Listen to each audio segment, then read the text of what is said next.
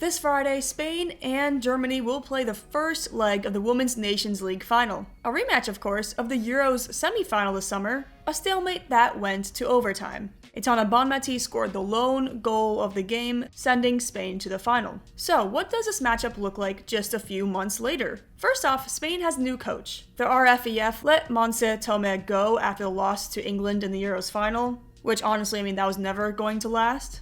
Oh, and who do they replace her with? Another RFEF and Rubiales loyalist, Sonia Bermudez. She started coaching the Spanish youth system just like Jorge Vilda and Montse Tomé. Damn, this cycle is really never going to end, is it? Jesus. Germany, meanwhile, there's actually still no Lena Oberdorf, so maybe things haven't changed at all since last August for Germany. Let's start with the defending champions of the Nations League, Spain. In Bermudez's first game in charge, they completely took Sweden apart. 5-1 on aggregate in the semifinals back in October. Alexia Putellas and Claudia Pina both scored braces in the first leg, with Putellas scoring the lone goal in the second leg. And that's a scary thing about Spain. Only 2 players need to show up, and then it's over. The coach wasn't the only change against Sweden, though. Both Mappy Lyon and Jennifer Hermoso returned to the national team against Sweden, with Lyon personally ending her strike against the national team, starting immediately along with Irene Paredes. What I'm looking at, though, if I'm Germany, are the 2 Spanish fullbacks, Ona Batlle and Olga Carmona.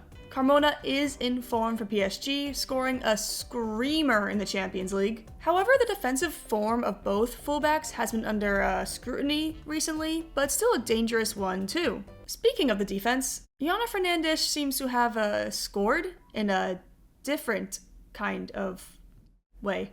Overall, Bermudez has Spain in a pretty defensive look, with Laia Alexandri in the midfield. However, that doesn't necessarily neutralize Spain's offense because, they still scored 4 goals against Sweden despite Salma Pereiro ghosting at the striker position. Remember, Ester González was ruled out of the semifinals. Spain didn't have their best striker. And it's interesting that Bermudez did have a true striker in Hermoso, but opted for Pereiro and Claudia Pina in that situation. Mariona Caldente, meanwhile, has been playing pretty well for Arsenal in Spain recently. However, she only has 1 goal contribution since early October, her goal in the loss against Bayern.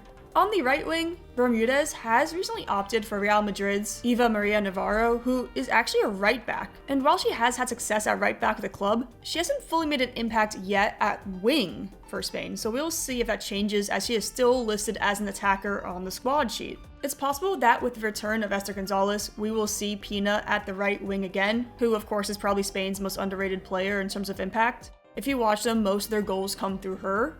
Crucially though, if Ester González starts, Spain has a much more dangerous offense, period. Germany, despite all of their injuries, just keep finding a way. They have probably been the most resilient team in Europe since Christian Wück took the managerial job, and after grabbing that 1-0 win over France in the first leg of the semifinal, you just knew that Germany were going to take the whole series. The 21-year-old left-back, Franziska Kett, has been phenomenal for Germany, really stepping up after the injuries and suspensions in the back line forced her into the starting lineup back in the Euros. 22-year-old centre-back, Camilla Couver, earned her first caps ever with the national team against France in the semifinals and looked pretty good in her debut, being a large reason Germany held a clean sheet in the first leg. However, she did make some errors in the second leg, so the good news for Germany is that Rebecca Knack is available for selection again and will most likely start. As for the midfield, we should expect to see the Sjoeke Nusken and Elisa Sens pairing that we have really seen the past year. Recently, Nusken has been showing off her versatility for the national team, but for some reason hasn't greatly left out of Chelsea's squad. I don't know what she did to Sonja Bompastor. The biggest storyline to watch out of that midfield, though, is the role of Jule Brand. The winger actually joined the midfield in the 2 games against France as a number 10. Whether or not that was part of the game plan for France or indicative of a broader tactical decision remains to be seen. Alongside Brand in the attack is of course the hero against France, Clara Buell, who is probably the most in-form player in Europe right now. 3 assists in Bayern's comeback win over Arsenal earlier this month. On the other wing though, with Brand moved to a roaming position, Carlotta Wamser was the starter in both legs against France, which is of course interesting because Wamser is a fullback, not a winger. However, she is out with injury, so we will see someone else at the right wing spot. Potentially, Brand will have to move back to wing to accommodate. Christian Wück has also recently opted for Nicole Anyomi over Leah Schuler, and this is pretty indicative of the depth Germany has in attack. Just on the bench, in theory, you could have Schuler, Selena Churchy, Sydney Lohmann, and Laura Freigang. So yeah, they should be okay without Wamser. Finally, Germany was able to call up Anne Katzenberger. Last camp against France, both her and Ina Mamutovic were unavailable, leaving Wolfsburg's Stina Johannes to start. Both have now been selected for the final against Spain, and given Berger's current form, it's reasonable to assume that she will be the number one against Spain. One omission from the squad is Linda Dahlmann, who has been playing all over for Germany. She actually had to withdraw from the squad right before the second leg against France with an illness, but she has been back with Bayern, so I'm not sure of the reasoning to leave her off. So, are Spain the favorites as the defending champions? Probably. But Germany do have a good chance given their style of play. However, that Claudia Pina, Alexia Putellas connection is probably the best connection in football right now. Bonmatí also will most likely be hard for Germany to deal with also. Apart from, of course, Bonmatí's recent success against Germany, the German midfield, as said in previous videos, is their weakest link. While Lisa Sens and Nuskin are great players, Germany's midfield is often ran through and most of the setup for the offense really skips them. This is also due to how Germany plays though. Bayern Munich's Alara has been getting more time with the national team and that could help them.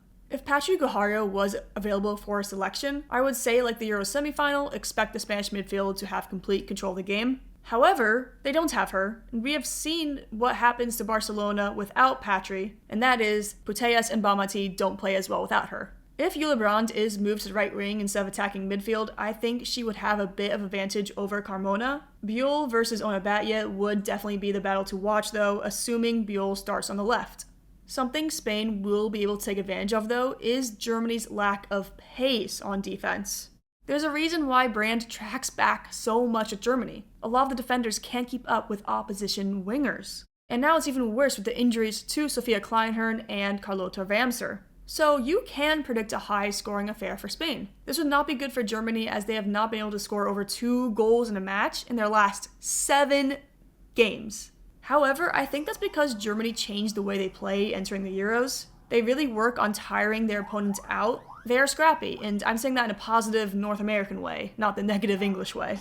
They have been able to control the tempo despite a weaker midfield. Remember, Spain was held goalless in regular time by Germany just a few months ago. The issue for Germany is whether they're actually able to score at all. A big reason for why it's hard to score against Spain is actually their midfield, not just their defense. Spain had 67% possession over Germany at the Euros. It's hard to score when you only have possession for a third of the game. So, keys to win for Spain. Spain has to take advantage of Germany's lack of pace on defense. Or, if Berger's starting, Bonmatí could just shoot it near post again because according to Bonmatí herself, Berger's positioning near post is a weakness she has noticed. Germany's key to win is basically don't let Spain play how they want to play. Slow it down and bait for fouls. Christian Wück has a massive decision also. Does he start Anyomi or Schuler against Spain? And I believe that decision is what ultimately makes or breaks Germany's offense.